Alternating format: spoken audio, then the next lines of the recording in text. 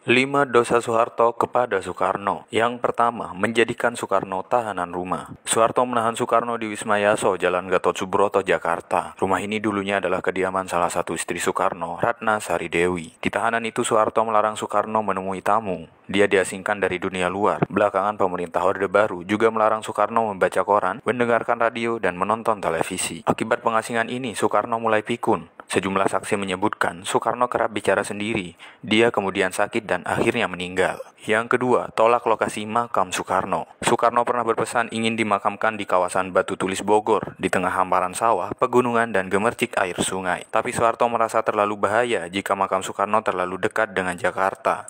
Dia memindahkan lokasi penguburan ke Blitar, Jawa Timur. Alasan Soekarno sangat dekat dengan ibunya dulu di Blitar. Protes sejumlah keluarga Soekarno tak didengar Soeharto. Rupanya, Orde Baru masih khawatir dengan harisma pemimpin besar revolusi ini. Yang ketiga, biarkan penyakit Soekarno. Selama menjadi tahanan politik, kondisi Soekarno semakin memburuk. Dia menderita penyakit ginjal dan rematik. Pemerintah Orde Baru tak pernah memperlakukan Soekarno sebagai mantan pemimpin besar. Mereka memperlakukan Soekarno seperti penjahat politik yang berseberangan dengan penguasa. Tahun 1969 saat Soekarno menghadiri pernikahan Rahmawati, itulah kala pertama dia bisa keluar dari tahanan rumah dengan pengawalan ketat. Soekarno hadir. Saat itu wajah semua hadirin menangis melihat Soekarno tampak lemah, wajahnya bengkak-bengkak dan kondisi fisiknya sangat menurun. Yang keempat, habisi para Soekarnois. Orde Baru memandang Soekarnois atau pengagum ajaran Bung Karno sama berbahayanya dengan Partai Komunis Indonesia. Maka saat pembunuhan seringkali para algojo tak ambil pusing apakah target mereka Soekarnois atau komunis. Jika mau melawan sebenarnya masa pendukung Soekarno masih banyak. Setidaknya ada Angkatan Udara, KKO sekarang Marinir,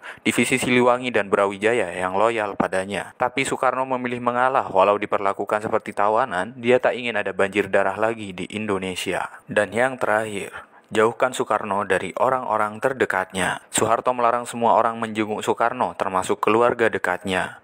Ada pengawal kesayangan Soekarno yang juga akhirnya dipenjara oleh Soeharto. AKBP Mangil Martowijojo mungkin adalah perwira polisi yang paling disayang Soekarno. Perwira polisi ini adalah Komandan Detasemen Kawal Pribadi atau DKP Bung Karno. Mangil mendampingi Soekarno mulai dari detik proklamasi, hijrah ke Yogyakarta, hingga melindungi Soekarno dari ancaman granat dan penembakan. Tahun 1967, Mangil tak membiarkan konvoi Soekarno dihadang tentara RPKAD. Dia adu gertak dengan perwira RPKAD sementara anak buahnya kokang senjata melindungi Soekarno. Setelah peristiwa itu, Soeharto kemudian membubarkan DKP. Mangil pun terpaksa meninggalkan Soekarno.